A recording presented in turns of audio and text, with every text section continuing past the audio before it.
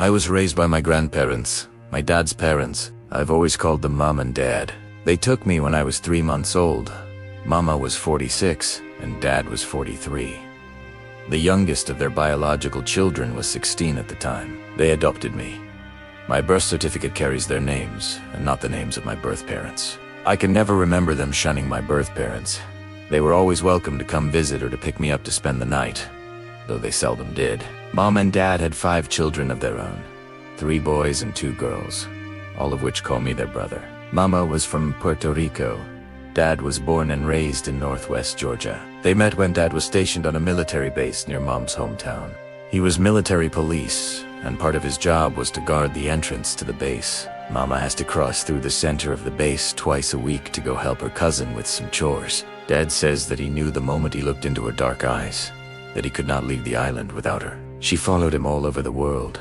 France, Okinawa, the Philippines, Germany, Virginia, and back to Northwest Georgia. After 22 years of military service, they moved back to Northwest Georgia, where my dad worked another nearly 30 years as a mailman near the foothills of the Appalachian Mountains. I could write volumes on their life together and the love they shared, but I have to pull up short. We lost Mama in January of 2018.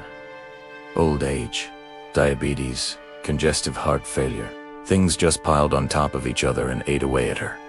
Her death certificate says she died of natural causes. Her health really went into a decline about 3 years before her death. My brother and sisters and I would each spend at least one night a week at Mom and Dad's house to help Dad with caring for my sweet Mama. It was a hard thing to watch.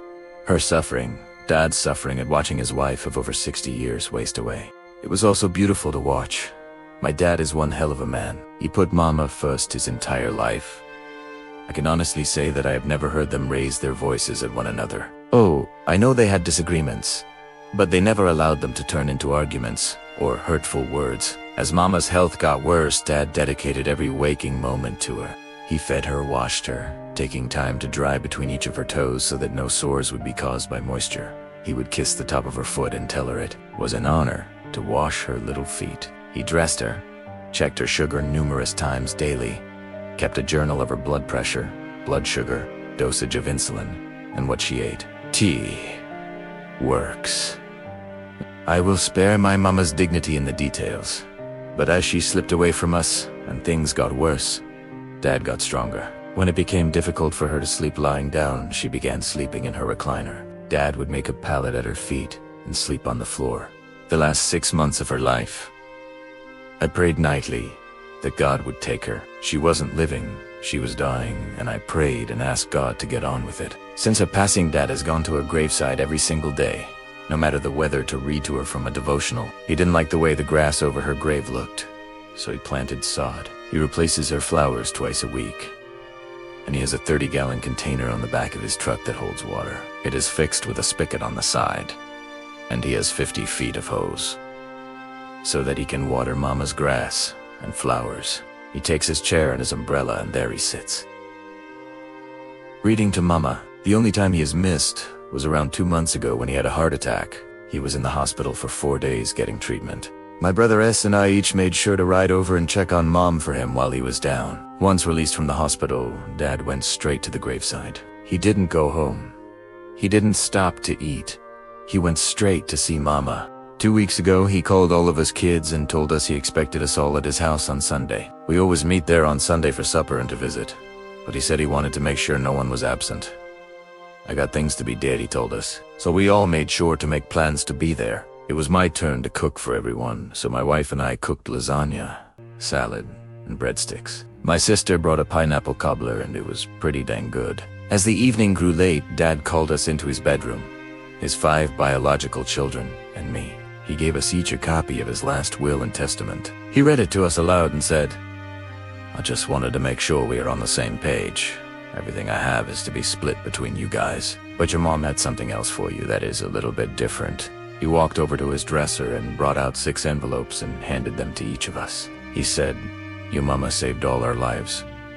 To have this to give you guys." I helped her count it about a week before she died. She had this in her purse for y'all. It was a decent amount of money. The amount I will not disclose because this isn't about money, but it was nothing to sneeze at. We all accepted our gift and hugged. and then we got on with our evening. The lasagna was a hit. That night I sat on my bed and read back over the will. Then I took out the money from the envelope to count it before putting it away. I thought about my mama's little fingers handling that money. Her little hands, tired from a long life of raising children, methodically setting the money in equal stacks of 6. I cried, and I cried. Then I thought about what Dad had said. I helped her count it about a week before she died. I know what condition my mama was in a week before she died. Mama was barely alive. I know what condition Dad was in. Months of taking care of her. Months of losing the battle. It had taken a toll on my pups. I believe if Mama had lived another 6 months, Dad wouldn't have. He was killing himself, tending to her. Physically, he was worn down to the nub, and I know his heart was shattering. Why were they counting that money a week before she died? Because they knew the time grew near. Mama knew she was dying. Dad saw the writing on the wall. At some time, in the middle of all their suffering, they found themselves alone. I say this because I know they wouldn't have taken that money out if anyone was at their house. They found themselves alone, coming down to the end of their lives together. And they used that time to set aside things for their children, their grown children. They were thinking of us, even at the end. Even as I write this, I am shameless in my grief and my gratitude for the love and sacrifice my parents made for us kids.